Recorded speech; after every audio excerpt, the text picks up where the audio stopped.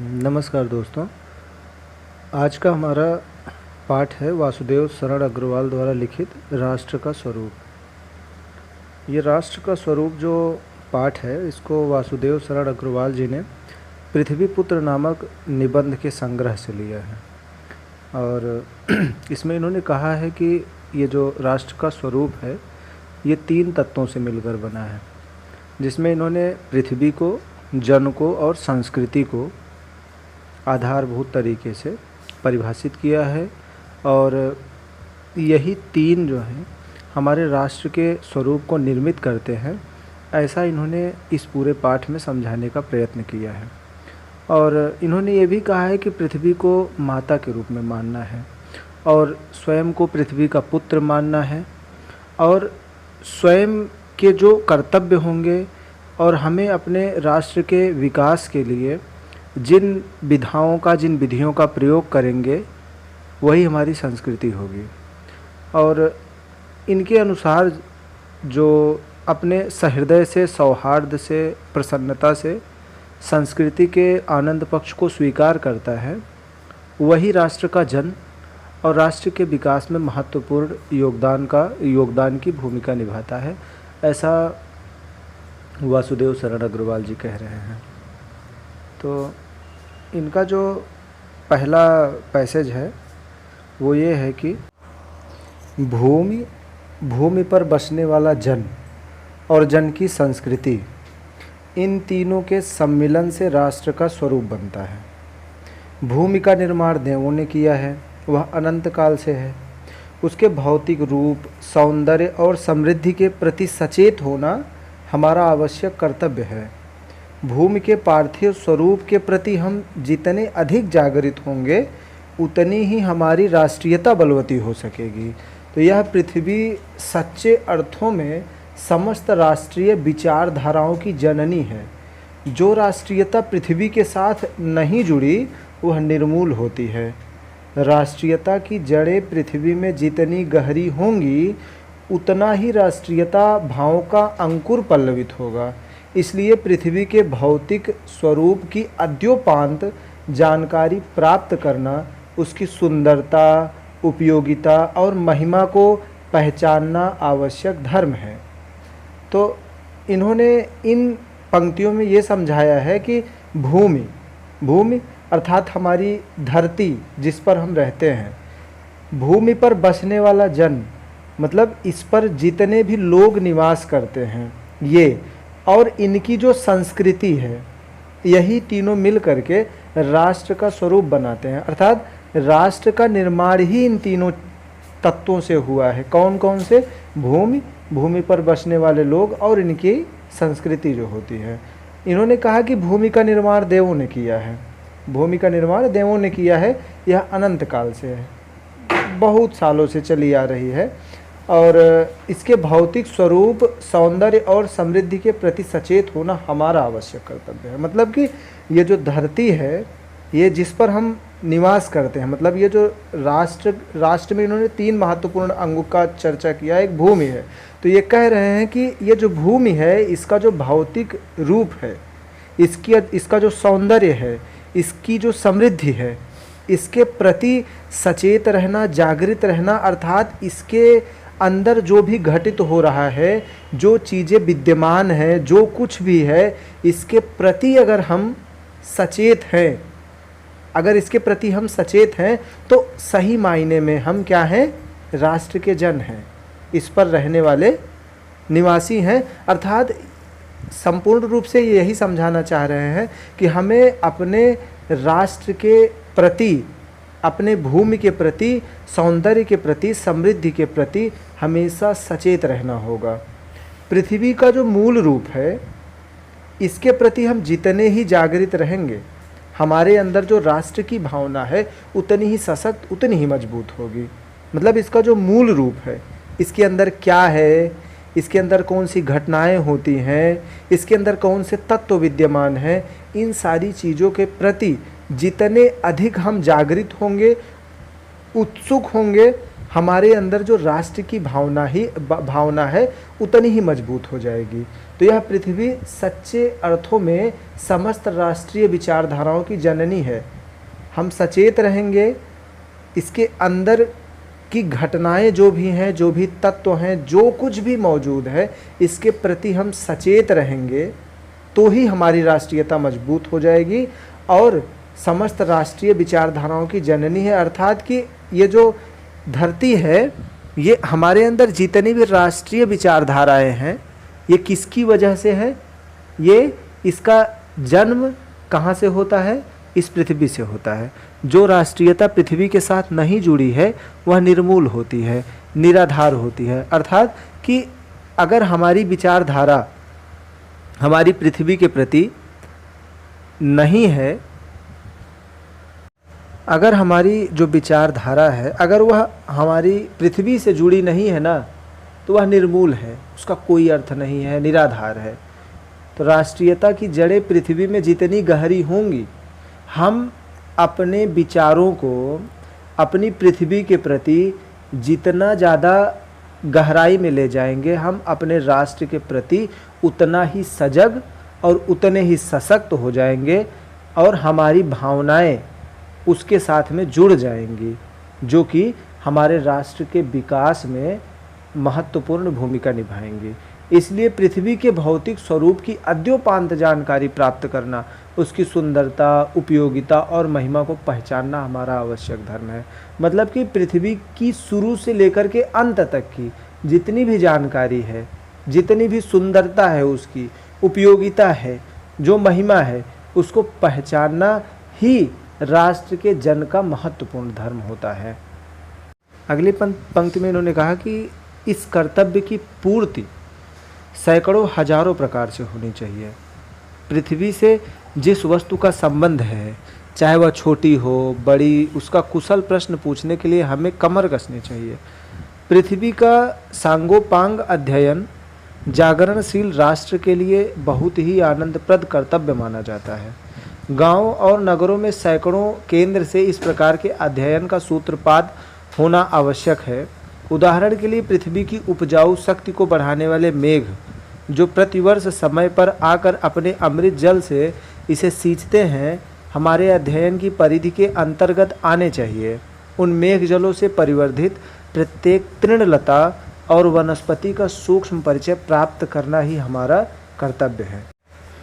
ऊपर की लाइन में इन्होंने एक चीज़ कहा था कि पृथ्वी के भौतिक स्वरूप की अद्योपांत जानकारी प्राप्त करना, उसकी सुंदरता, उपयोगिता और महिमा को पहचानना आवश्यक धर्म है।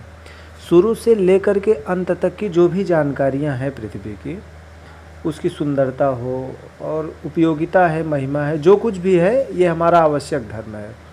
तो और ये हमारा आवश्यक धर्म है और इस कर्तव्य की पूर्ति सैकड़ों हजारों प्रकार से होनी चाहिए। जी, जो भी संभावित तरीका है, कोई भी संभावित तरीका अगर हमारी नज़र में है जिससे हमारी राष्ट्र भावना बलवती हो सकती है, तो अवश्य ही हमें वह प्रयत्न करना चाहिए और उसे अपनाना चाहिए।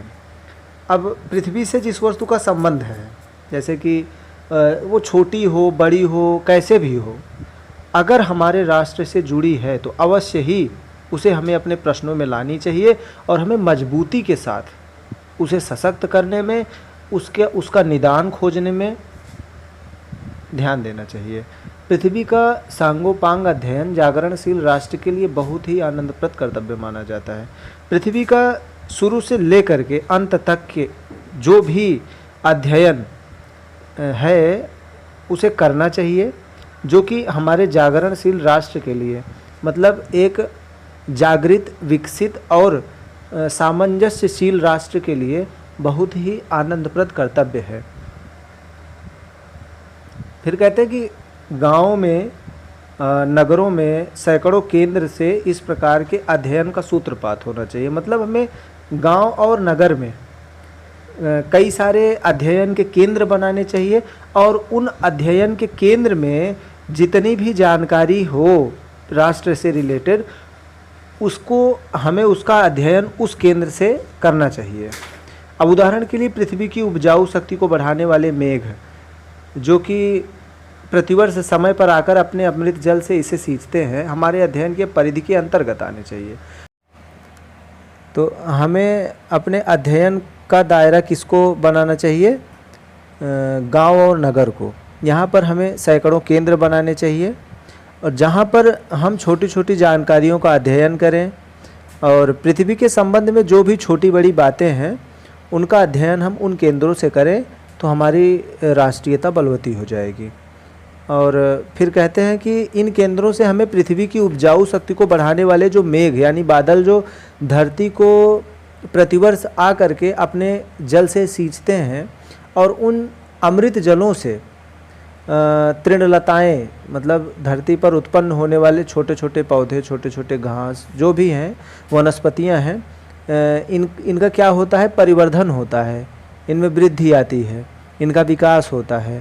तो किस प्रकार से इनका विकास होता है, किस प्रकार से मेघ जल धरती को सींचते हैं और इससे जुड़ी हुई छोटी से बड़ी बातें, बल्कि यही नहीं जितने भी प्रश्न इससे संभावित हो सकते हैं, हमें गांव और नगरों में बने उन केंद्रों से इसका अध्ययन आवश्यक है। और जब इस प्रकार से हम अध्ययन करेंगे तो हमारे ज्ञान का विकास होगा और सैकड़ों वर्षों से जो अज्ञात तथ्य हैं उनके प्रति हमको ज्ञान आएगा और हम शून्य से ज्ञान की तरफ बढ़ेंगे, अंधकार मिटेगा और हमारे जीवन में विकास होगा और इस विकास से हमारी राष्ट्रीयता सबल हो जाएगी और हमें विभिन्न प्रकार के रास्ते दिखाई देंगे और हमारा राष्ट्र भी मजबूत होगा। और फिर कह रहे हैं कि धरती माता की कोख में जो अमूल्य निधियां भरी हैं जिनके कारण वसुंधरा कहलाती है, मतलब कि धरती के कोख में बहुत सी अमूल्य निधियां भरी पड़ी हैं और इन्हीं निधियों के कारण धरती को वसुंधरा कहा जाता है। और कह रहे हैं कि जिसके कारण से धरती को वसुंधरा कहा जाता है और ऐसी अमूल्य निधियां तो कोई जड़ पुरुष ही होगा, मूर्ख व्यक्ति ही होगा जो नहीं जानना चाहेगा। यानी कि धरती पर बसने वाले जितने भी जन हैं ये इन अमूल्य निधियों की जानकारी एकत्र अवश्य करना अवश्य ही चाहेंगे। अब कह रहे हैं कि लाखों करोड़ों वर्षों से अनेक प्रकार की धातुओं को पृथ्वी के गर्भ में पोषण मिला है। मतलब लाखों करोड़ों वर्षों से मतलब ये है कि जब से धरती का निर्माण हुआ है ना, तब से पृथ्वी के गर्भ में बहुत सारे धातुओं का पोषण हो रहा है, बहुत सारे धातु इसके अंदर विद्यमान है।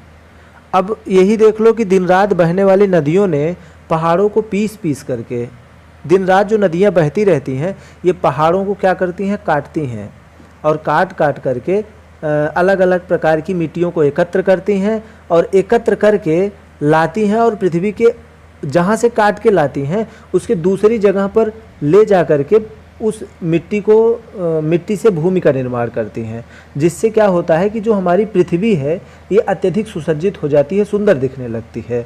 तो हमारी भावी आर्थिक अभ्युदय के लिए इन सब की जांच पड़ताल आवश्यक है। मतलब अगर हमें आर्थिक तरीके से विकसित होना है तो भी आर्थिक तरीके से अगर हमको विकसित होना है तो भी हमें अपने धरती के अंदर जो भी तथ्य हैं, जो भी तत्व हैं उनकी जानकारी एकत्र करना बहुत आवश्यक है अगर हमें आर्थिक अभ्युदय चाहिए तो भी। तो पृथ्वी के गोद में जन्म लेने वाले जड़ पत्थर, अब धरती के अंदर भी बहुत सारे स्थिर पत्थर विद्यमान हैं और वो स्थिर पत्थर जब किसी कुशल शिल्पकार के हाथ में आते हैं तो संवर जाते हैं। मतलब कि शिल्पकार अपनी शिल्पी कला लगा करके उसको एक जागृत स्वरूप प्रदान करता है। मतलब जिनको देखने के बाद में वो सजीव से हो जाते हैं, सजीव से दिखते हैं। इस प्रकार से उनको संवार देता है कि वो सजीव दिखने लगते हैं और वो अत्यंत सौंदर्य के प्रतीक बन जाते हैं। फिर कह रहे हैं कि नाना भांति ने अनगढ़ विंध्य की नदियों के प्रवाह में सूर्य की धूप से चिलकते रहते हैं, उनको जब चतुर कारीगर पहलदार कटाव पर लाते हैं तब उनके प्रत्येक घाट से नई शोभा और सुंदरता फूट पड़ती है। मतलब कि नाना भांति से अनगढ़ नग विंध्य की नदियों के, मतलब जो विंध्य की नदियां हैं उसके अंदर जो विचित्र, जिनका कोई स्वरूप नहीं है, जिनकी कोई भी प्रतिमा सीमित नहीं है। ऐसे नग, ऐसे पत्थर सूर्य की धूप में चिलकते रहते हैं, सूर्य की धूप में प्रज्वलित होते रहते हैं, और उनको जब कोई चतुर कारीगर पाता है तो उसको इस प्रकार से कटाव करता है, उस पर शिल्पी कला का प्रयोग करता है, तो उसके प्रत्येक अंग से नई शोभा उमड़ पड़ती है और वो सुंदर दिखने लगती है और वे अनमोल हो जाते हैं, उनकी कोई कीमत नहीं रह जाती। वही नग जिनकी कोई सुंदरता नहीं थी, जिनकी कोई कीमत नहीं थी, वह जब किसी चतुर कारीगर के हाथ में आई तो उसके अंदर उसके अंग अंग से सुंदरता झलकने लगी। और देश के नर नारियों के रूप मंडन और सौंदर्य प्रसाधन में भी इन छोटे पत्थरों का सदा से कितना भाग रहा है। मतलब कि हमें धरती के प्राथमिक स्वरूप से इसलिए भी जुड़ना चाहिए क्योंकि इस धरती ने हमें अपने सौंदर्य को संवारने के लिए अपने पत्थरों को दिया है, जिनके माध्यम से हमने अपने सौंदर्य को संवारा है। अतएव हमें इन सब चीज़ों की जानकारी भी एकत्र करनी चाहिए। फिर आगे कह रहे हैं कि पृथ्वी और आकाश के अंतराल में जो कुछ सामग्री भरी है, पृथ्वी के चारों ओर फैले हुए गंभीर सागर में जो जलचर एवं रत्नों की राशियां हैं, उन सब के प्रति चेतना और स्वागत के नए भाव राष्ट्र में फैलने चाहिए। पृथ्वी और आकाश के बीच में बहुत सारी सामग्रियां हैं। पृथ्वी के चारों ओर जो फैला हुआ विशाल सागर है, इसमें जो जलचर हैं, इसमें बहुत सारी रत्नों की राशियां भी हैं, रत्न हैं, बहुत महत्वपूर्ण रत्न भी व्याप्त हैं इसमें। उन सब के प्रति चेतना और स्वागत का भाव राष्ट्र में होना चाहिए। और राष्ट्र के नवयुवकों के हृदय में जब तक इन सब चीज़ों के बारे में जानने की इच्छा नहीं होगी, जब तक इसको खोजने का प्रयत्न नहीं करेंगे, जब तक हम इन सब चीज़ों से या राष्ट्र के युवा इन सब चीज़ों के प्रति लालायित नहीं होंगे, तब तक हम सोए हुए के समान हैं, अर्थात हमारी कोई कीमत नहीं है। विज्ञान और उद्यम दोनों को मिलाकर राष्ट्र के भौतिक स्वरूप का एक नया ठाठ खड़ा करना है। यह कार्य प्रसन्न उत्साह और अथक परिश्रम के द्वारा नित्य आगे बढ़ना चाहिए। हमारा यह ध्येय हो कि राष्ट्र में जितने हाथ हैं उनमें से कोई भी इस कार्य में भाग लिए बिना रीता न रहे, तभी मातृभूमि की पुष्कर समृद्धि और समग्र रूप मंडन प्राप्त किया जा सकता है। विज्ञान और उद्यम दोनों को मिलकर राष्ट्र के भौतिक स्वरूप का एक नया ठाठ खड़ा करना है। मतलब कि बिना विज्ञान के, आज के टाइम हम विज्ञान के ऊपर इतना निर्भर हो गए हैं कि विज्ञान और श्रम दोनों ही लगाना होगा, और इन दोनों को लगा करके जितना अधिक से अधिक हो सके राष्ट्र के भौतिक स्वरूप को विकसित करना होगा। और यह कार्य हमें प्रसन्नता, उत्साह और बिना थके अथक परिश्रम के द्वारा करना ही होगा। और हमारा यह ध्येय हो, हमारा यह मकसद हो, हमारा यह ध्येय हो कि राष्ट्र में लक्ष्य हो, हमारा यह लक्ष्य हो कि राष्ट्र में जितने भी हाथ हैं, अर्थात जितने भी जन हैं, इनमें से कोई भी ऐसा ना रहे जो राष्ट्र निर्माण में सम्मिलित ना हो। और जब इस राष्ट्र में मौजूद संपूर्ण जन इस कार्य में संलग्न हो जाएंगे, तब मातृभूमि की पुष्कल समृद्धि और समग्र रूप मंडन किया जा सकता है। मतलब तभी हम इस राष्ट्र में राष्ट्र की समृद्धि और इसके रूप को संवारने में सफल हो पाएंगे। ऊपर के जितने भी भाग हैं, इनमें वासुदेव शरण जी ने राष्ट्र के बारे में बताया। अब आगे की लाइन में राष्ट्र और जन के बीच में इन्होंने संबंध स्थापित किया है। क्या कहा है कि मातृभूमि पर निवास करने वाले मनुष्य राष्ट्र का दूसरा अंग है। पृथ्वी हो और मनुष्य ना हो तो राष्ट्र की कल्पना असंभव है। अब कह रहे हैं कि मातृभूमि पर निवास करने वाले मनुष्य राष्ट्र का दूसरा अंग है। मतलब पहला अंग राष्ट्र है और दूसरा अंग इस पर निवास करने वाले मनुष्य हैं। पृथ्वी हो और मनुष्य ना हो, मतलब पृथ्वी हो और मनुष्य ना हो तो कैसा होगा, तो कोई राष्ट्र का निर्माण ही नहीं हो पाएगा।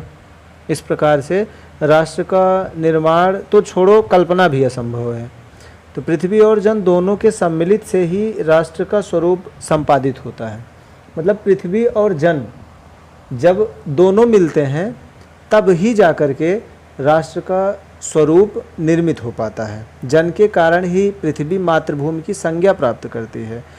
पृथ्वी को मातृभूमि क्यों कहते हैं? मातृभूमि, मातृ शब्द का प्रयोग यहाँ पर निवास करने वाले जन अपनी भूमि के लिए करते हैं, इसीलिए इस पृथ्वी को मातृभूमि कहा जाता है। पृथ्वी माता है, जन सच्चे अर्थों में पृथ्वी का पुत्र है।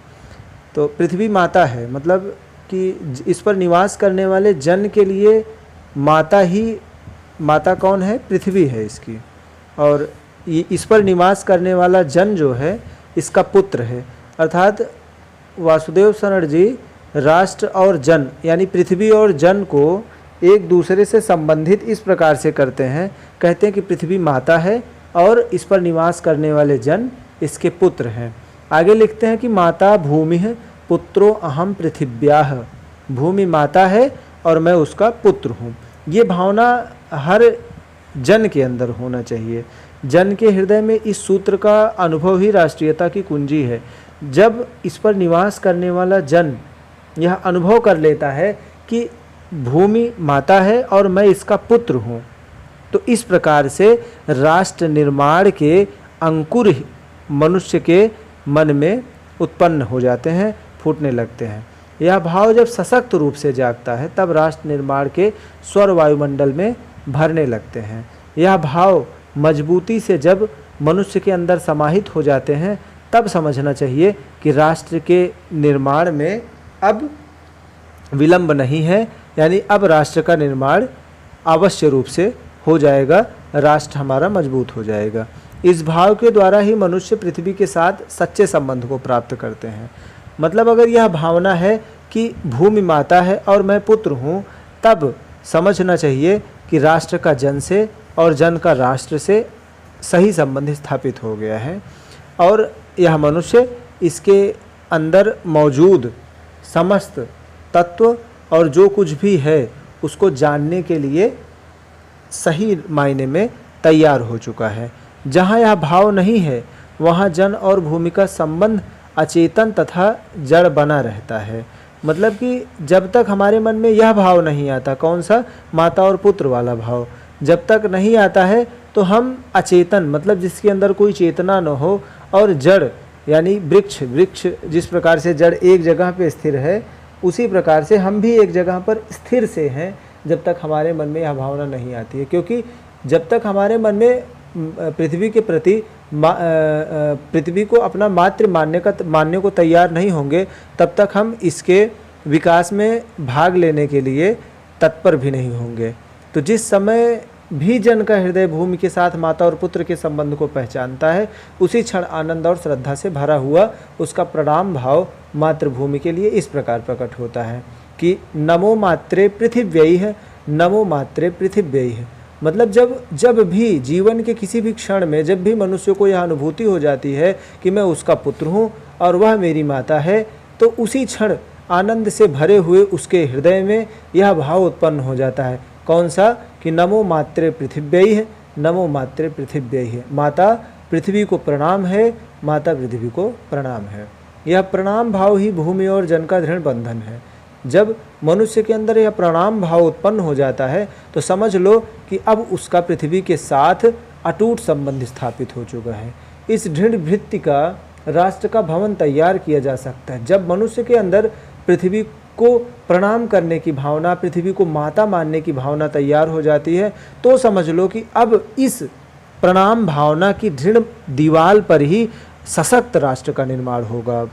इसी दृढ़ चट्टान पर, अर्थात ये जो चट्टान यानी ये जो भावना है, इस भावना को इन्होंने चट्टान का स्वरूप प्रदान किया है कि मनुष्य के अंदर जब माता पुत्र का भाव उत्पन्न हो जाता है तो यह दृढ़ चट्टान का काम करता है, और यह दृढ़ चट्टान ही सदैव कभी न ढहने वाले दीवार के समान एक राष्ट्र का निर्माण करता है।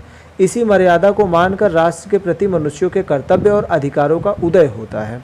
जब यह मर्यादा मनुष्य के अंदर उत्पन्न हो जाता है तो राष्ट्र के प्रति मनुष्य का कर्तव्य और उसके अधिकार भी उसको परिलक्षित होने लग जाते हैं। जो जन पृथ्वी के साथ माता और पुत्र के संबंध को स्वीकार करता है उसे ही पृथ्वी के वरदानों में भाग पाने का अधिकार है। जो पुरुष, जो जन, जो राष्ट्र में निवास करने वाला व्यक्ति है, जब तक वह अपने राष्ट्र के साथ, अपने भूमि के साथ माता और पुत्र का संबंध स्थापित स्वीकार नहीं करता है, उसको पृथ्वी के वरदान माने पृथ्वी के अंदर जो भी अमूल्य रत्न मौजूद हैं उनको इन्होंने वरदान का संज्ञा दिया है। तो जो भी पृथ्वी के अंदर मौजूद अमूल्य रत्न हैं उनको और राष्ट्र के विकास में सम्मिलित होने का कोई भी अधिकार नहीं है। माता के प्रति अनुराग और सेवा भाव पुत्र का स्वाभाविक कर्तव्य है। मातृ सेवा, माता के प्रति प्रेम तो हर पुत्र का अपना मूल कर्तव्य होता ही है। निस्वार्थ निष्कारण धर्म भी है यह।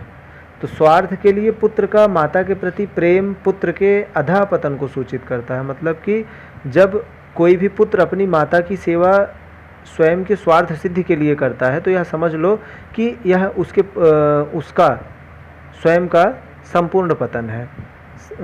जो जन मातृभूमि के साथ अपना संबंध जोड़ता है उसे अपने कर्तव्यों के प्रति पहले ध्यान देना चाहिए। अगर हमें मातृभूमि के साथ संबंध जोड़ना है तो सर्वप्रथम हमें यह ध्यान देना होगा कि हमारे मूल कर्तव्य क्या हैं। माता अपने सब पुत्रों के समान भाव से चाहती, सब पुत्रों को समान भाव से चाहती है। इसी प्रकार पृथ्वी पर बसने वाले जन बराबर हैं। देखो, हमारी निगाह में संपूर्ण जातियां जो भी धरती पर मौजूद हैं अलग अलग हो सकती हैं, ऊंची नीची हो सकती हैं, लेकिन जो हमारी भूमि है इसके लिए या इस पर निवास करने वाले जितने भी जन हैं किसी के प्रति इसका प्रेम अलग नहीं है। चाहे वह ऊंचा हो या नीचा हो, सबके लिए इसका प्रेम समान है। तो उनमें ऊंच और नीच का भाव नहीं है। मतलब कि जो भूमि है वह किसी को ना उच्च पद प्रदान करती है ना नीचा पद प्रदान करती है, सबको समान पद प्रदान करती है। जो मातृभूमि के उदय के साथ जुड़ा हुआ है वह समान अधिकार का भागी है। मतलब कि मातृभूमि के उदय के लिए, मातृभूमि के विकास के लिए जो भी प्रयत्नशील है वह उस भूमि के लिए समान प्रकार का है। उसके लिए उसके मन में कोई भी ऊंचे नीचे की भावना नहीं है। तो पृथ्वी पर निवास करने वाले जनों का विस्तार अनंत है। बहुत सारे लोग हैं पृथ्वी पर, बहुत प्रकार की जातियां विद्यमान हैं और इस पृथ्वी पर बहुत सारे लोग हैं, बहुत प्रकार के लोग हैं, तो उनका कोई अंत नहीं है। नगर और जनपद में, पुर और गांव में, जंगल और पर्वत में नाना प्रकार के जन भरे हुए हैं। मतलब कि चाहे नगर ले लो, चाहे जनपद ले लो, चाहे पुर ले लो, चाहे गांव ले लो, जंगल ले लो, पर्वत ले लो, जितने भी स्थान हैं धरती पर, सब पर मौजूद जन पृथ्वी के विकास में भाग लेने का समान प्रकार से अधिकारी है। तो पृथ्वी पर निवास करने वाले जनों का विस्तार अनंत है। उसके बाद फिर क्या बोला है, ये जन अनेक प्रकार की भाषाएं बोलने वाले और अनेक धर्मों को मानने वाले हैं। मतलब पृथ्वी पर जितने भी जन हैं, कोई भाषा बोलता है तो कोई कुछ भाषा बोलता है, और कोई किसी धर्म को स्वीकार करता है तो कोई किसी धर्म को स्वीकार करता है। सबके अपने अपने धर्म हैं, सबकी अपनी अपनी भाषाएं हैं। फिर भी ये मातृभूमि के पुत्र हैं।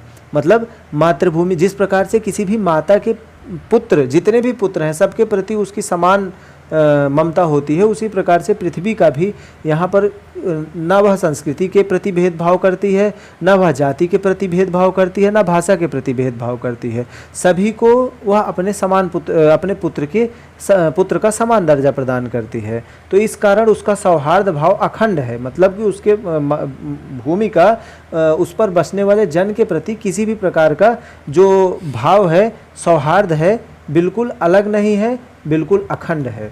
तो सभ्यता और रहन सहन की दृष्टि से जन एक दूसरे के आगे पीछे हो सकते हैं। यानी हमारी जो दृष्टिकोण है वो किसी पुरुष को या किसी भी जन को ऊंचा या नीचा पद प्रदान कर सकती है, लेकिन जो हमारी मातृभूमि है उसका जो संबंध है वह इसके जन के प्रति, जो इसके विकास में संलिप्त है, कोई भी भेदभाव उत्पन्न नहीं करती है। तो पृथ्वी के विशाल प्रांगण में, मतलब पृथ्वी का जो विशाल क्षेत्र है ये सब जातियों के लिए समान क्षेत्र है। समन्वय के मार्ग से भरपूर, सामंजस्य से भरपूर प्रगति और उन्नति करने को सबको एक जैसा अधिकार है। मतलब पृथ्वी के विकास में भाग लेने का सबको समान अधिकार है। और किसी भी जन को पीछे छोड़कर राष्ट्र आगे बढ़ भी नहीं सकता है। सही है कि किसी भी जन को, क्योंकि कहा है कि जहाँ काम आए सुई कहाँ करे तलवार, मतलब कोई एक छोटा व्यक्ति भी राष्ट्र के विकास में बहुत बड़ी से बड़ी भूमिका निभा सकता है। इसलिए किसी भी जन को छोड़ना राष्ट्र विकास को पीछे धकेलना है। तो अतएव राष्ट्र के प्रत्येक अंग की सुध हमें लेनी चाहिए। राष्ट्र के प्रत्येक अंग अर्थात राष्ट्र में जितने भी जन निवास करते हैं सब समान हैं और सबको समान अवसर प्रदान करना चाहिए राष्ट्र के विकास में। तो राष्ट्र के शरीर के एक भाग से यदि अंधकार और निर्बलता का निवास है तो समग्र राष्ट्र का स्वास्थ्य उतने अंश में असमर्थ रहेगा। अर्थात राष्ट्र के जिस भी अंग में राष्ट्र भावना विकसित नहीं रहेगी वह अंग समस्त जन के लिए ही अंधकार का स्रोत बना रहेगा। इस प्रकार समग्र राष्ट्र को जागरण और प्रगति की एक जैसी उदार भावना से संचालित होना चाहिए। मतलब कि हमें राष्ट्र के विकास में हर अंग को आगे ध्यान देना है और हर अंग को आगे बढ़ाना है।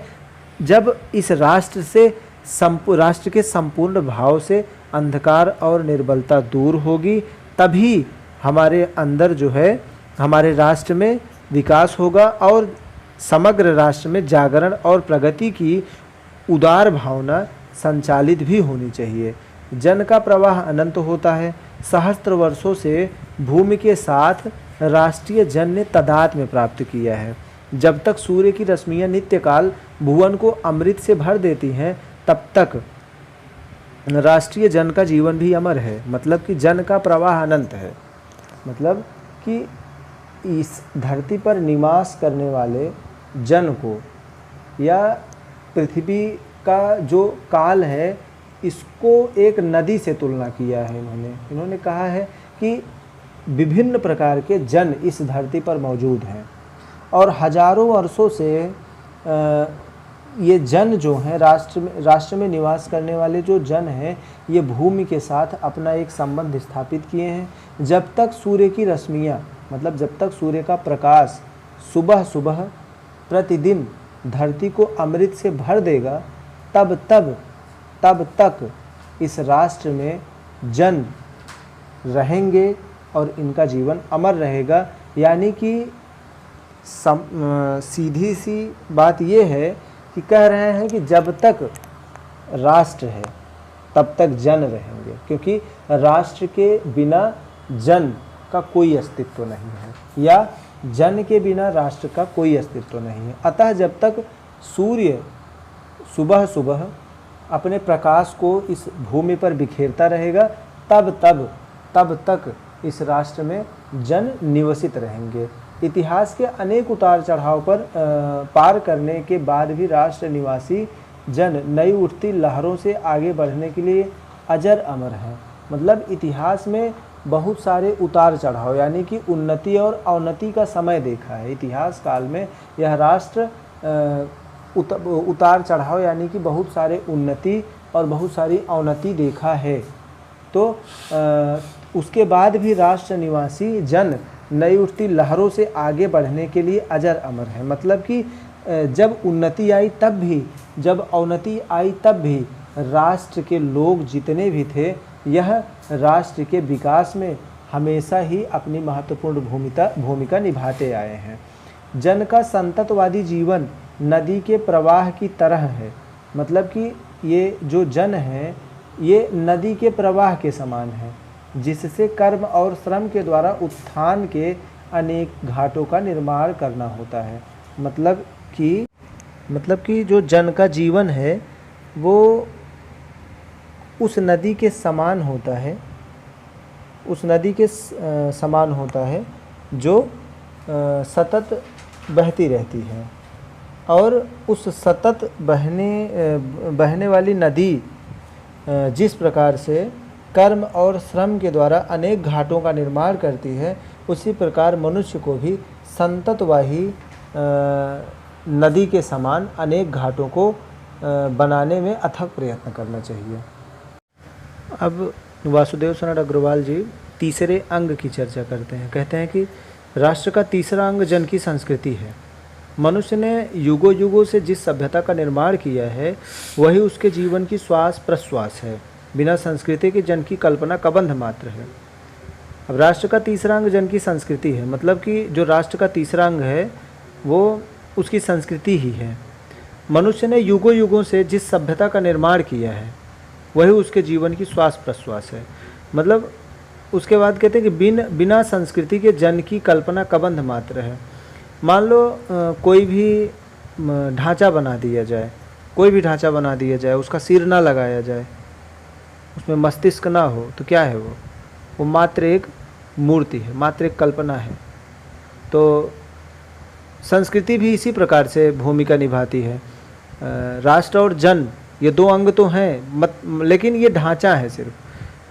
जब उसमें संस्कृति डलती है तब समझ लो कि उसका सिर लग गया, अर्थात कि राष्ट्र और जन मिलकर के सिर्फ एक कबंध का निर्माण करते हैं, और जब संस्कृति लगती है तब संपूर्ण स्वरूप तैयार होता है। तो बिना संस्कृति के जन की कल्पना कबंध मात्र है, अर्थात बिना सिर के, बिना मस्तिष्क के है अगर संस्कृति नहीं है तो संस्कृति ही जन का मस्तिष्क है। संस्कृति के विकास और अभ्युदय के द्वारा ही राष्ट्र की वृद्धि संभव है। संस्कृति का विकास करोगे, उसका अभ्युदय करोगे, तभी राष्ट्र की वृद्धि होगी। राष्ट्र के समग्र रूप में भूमि और जन के साथ साथ जन की संस्कृति का महत्वपूर्ण स्थान है। राष्ट्र के समग्र रूप में, अगर राष्ट्र का समग्र रूप चाहिए तो भूमि तो चाहिए ही, जन भी आवश्यक है, लेकिन इन दोनों से ही काम नहीं चलने वाला। इसमें संस्कृति को भी जोड़ना अत्यंत आवश्यक है। यदि भूमि और जन अपनी संस्कृति से विरहित कर दिए जाते हैं, भूमि और जन इनको संस्कृति से अलग कर दिया जाए, तब राष्ट्र का लोप समझना चाहिए। अर्थात ये समझो कि राष्ट्र तो कल्पना भी मत करो राष्ट्र का, अगर संस्कृति नहीं है तो फिर राष्ट्र का लोप हो जाएगा, राष्ट्र खत्म हो जाएगा। जीवन के बिटप का पुष्प संस्कृति है, मतलब कि जीवन का बिटप, जीवन का वृक्ष जो है, जीवन के वृक्ष में अगर पुष्प ना लगे, मतलब कोई भी वृक्ष है अगर उसमें पुष्प ना लगे तो कैसा रहेगा, उसका कोई भी महत्व नहीं रहता है। बिना पुष्प वाले वृक्ष का कोई भी महत्व नहीं होता है, एक बांझ औरत के समान होता है। तो जिस वृक्ष में पुष्प नहीं उसका कोई महत्व नहीं होता है। इसी प्रकार जिस जन में, जिस राष्ट्र में, जिस भूमि में संस्कृति नहीं है उसका भी कोई महत्व नहीं है। तो संस्कृति के सौंदर्य और सौरभ में ही राष्ट्रीय जन के जीवन का सौंदर्य और यश अंतर्निहित है। मतलब संस्कृति का सौंदर्यीकरण होना चाहिए, उसमें सुगंध व्याप्त होना चाहिए, मतलब कि उसका समग्र विकास करना चाहिए, उसमें संस्कृति को शामिल ही करना चाहिए, जो कि राष्ट्रीय जन के जीवन का सौंदर्य और यश अंतर्निहित है। इसी में राष्ट्रीय जन के जीवन का सौंदर्य और यश सम्मिलित है। ज्ञान और कर्म दोनों के पारस्परिक प्रकाश की संज्ञा संस्कृति है। ज्ञान और कर्म अगर दोनों को एक साथ सम्मिलित कर दिया जाए, उसी को हम संस्कृति का नाम देते हैं। भूमि पर बसने वाले जन ने ज्ञान के क्षेत्र में जो सोचा है और कर्म के क्षेत्र में जो रचा है, दोनों के रूप में ही हमें राष्ट्रीय संस्कृति के दर्शन मिलते हैं। मतलब भूमि पर बसने वाले लोग ज्ञान के क्षेत्र में जो भी सोचते हैं और कर्म के क्षेत्र में जो भी उसको ढालते हैं, इन दोनों में ही किसका महत्वपूर्ण योगदान है? संस्कृति का, और इसमें ही हमें संस्कृति का दर्शन मिलता है। जीवन के विकास की युक्ति ही संस्कृति के रूप में प्रकट होती है। जीवन के विकास की युक्ति मतलब जीवन का विकास किस प्रकार से किया जाना चाहिए, यह तर्क, यह युक्ति क्या है? संस्कृति का रूप है। मतलब जीवन जीने की जो कला है वो हमें संस्कृति ही बताती है। प्रत्येक जाति अपनी अपनी विशेषताओं के साथ इस युक्ति को निश्चित करती है। इस भूमि पर बसने वाले जितने भी जाति हैं, सबकी संस्कृतियाँ अलग हैं, हाँ, और अपनी अपनी विशेषताओं से, अपनी अपनी युक्तियों से अपनी अपनी संस्कृति का विकास करती है। इस दृष्टि से प्रत्येक जन अपनी अपनी भावना के अनुसार पृथक पृथक संस्कृतियाँ राष्ट्र में विकसित होती हैं। मतलब इस दृष्टि से, इस प्रकार से प्रत्येक जन की अपनी अपनी भावना है और अपनी अपनी संस्कृति है और इस राष्ट्र में निवास करते हैं, परंतु उन सब का मूल आधार पारस्परिक सहिष्णु और समन्वय पर निर्भर करता है। तो उनका जो मूल आधार है उनकी सहिष्णुता और उनका सामंजस्य, उनकी सहनशीलता और सामंजस्य पर निर्भर करता है। जंगल में जिस प्रकार अनेक लता वृक्ष और वनस्पति अपने अदम्य भाव से उठते हुए पारस्परिक सम्मिलन से अविरोधी स्थिति प्राप्त करते हैं, उसी प्रकार राष्ट्रीय जन अपनी संस्कृतियों के द्वारा एक दूसरे के साथ मिलकर राष्ट्र में रहते हैं। मतलब कि जंगल में अनेक प्रकार की लताएं होती हैं, अनेक प्रकार के वृक्ष होते हैं, अनेक प्रकार की वनस्पतियां होती हैं, कठोर रूप से एक दूसरे को काटती भी हैं और एक दूसरे का विकास भी करती हैं, एक दूसरे के साथ में संलिप्त होती हैं, ना कि काटती हैं। एक दूसरे के साथ संलिप्त होते हुए उठती हैं और उनका पारस्परिक सम्मिलन होता है, वो एक दूसरे का विरोध नहीं करती हैं। और इसी प्रकार से हमें भी भिन्न भिन्न संस्कृतियों से जुड़े हुए लोगों के साथ मिलकर रहना चाहिए। और जब हम भिन्न भिन्न संस्कृतियों से जुड़े हुए लोगों के साथ मिल करके मिल जाएंगे, तभी हमारा राष्ट्र निर्मित होगा और सशक्त होगा। जिस प्रकार जल में अनेक प्रवाह नदियों के रूप में मिलकर समुद्र में एक रूपता प्राप्त करते हैं। नदियाँ यह नहीं सोचती हैं कि हम जहाँ पर जा रहे हैं उस वहाँ के जल की प्रकृति अलग है, बल्कि उसमें मिलने के लिए सदैव आगे बढ़ती रहती हैं और उसका विरोध नहीं करती हैं और एक रूपता से जा कर के उसमें मिल जाती हैं। उसी प्रकार हमें भिन्न भिन्न संस्कृतियों से जुड़े हुए लोग के साथ बिना विरोध की भावना से मिलना चाहिए।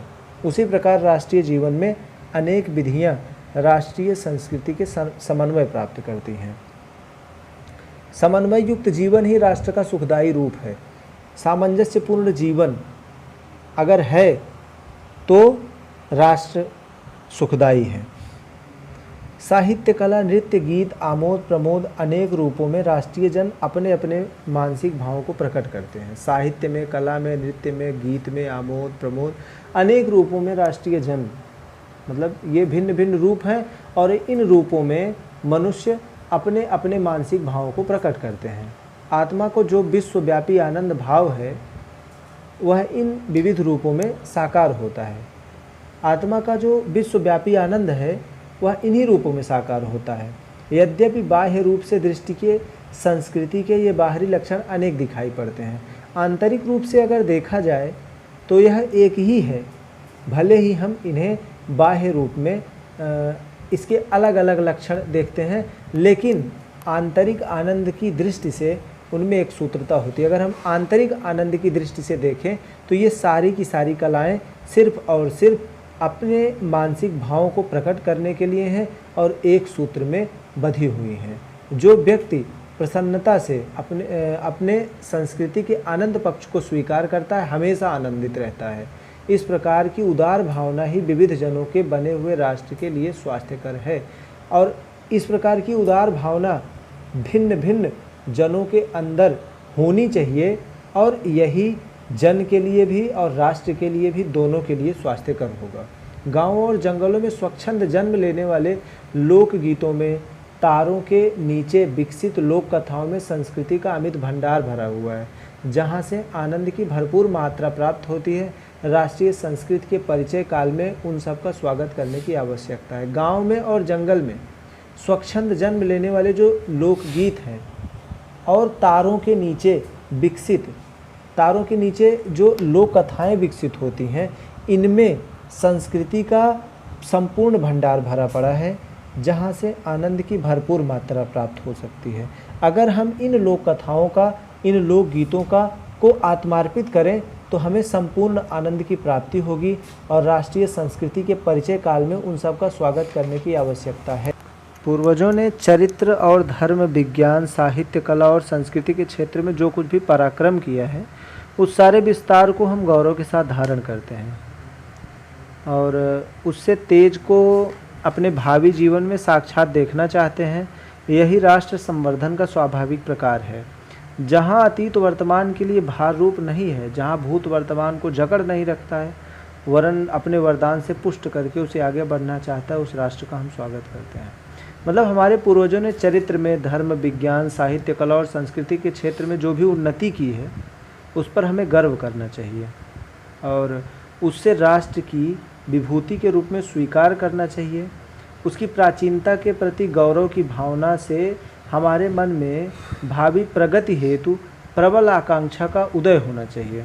इस आकांक्षा को हम अपने भावी जीवन में साकार होता हुआ देखना चाहते हैं। हमारी कामना यही होती है कि गौरव को हम अपने जीवन में उतारें और अपने भविष्य को पुष्ट बनाएं, और यही राष्ट्र के विकास का स्वाभाविक ढंग है। जहाँ अतीत वर्तमान के लिए भार रूप प्रतीत नहीं होती है, मतलब हम अपने भूतकाल को वर्तमान पर हावी नहीं होने देते हैं, मतलब हम अपने अतीत को वर्तमान में लाने के लिए बिल्कुल भी हिचक नहीं करते हैं, और जहाँ भूत वर्तमान को जकड़ नहीं रखना चाहता, मतलब भूतकाल में बनाए गए बंधन के माध्यम से हमारा वर्तमान नहीं रुकता है, वरन वो भूतकाल हमारे वर्तमान में विकास में मदद करता है और हमारे वर्तमान को आगे बढ़ाने में मदद करता है। इस प्रकार के राष्ट्र का स्वागत करने में बिल्कुल भी हमें हिचकिचाहट नहीं होनी चाहिए, और इस प्रकार के राष्ट्र निर्माण में हमें अपनी संपूर्ण भूमिका निभानी चाहिए।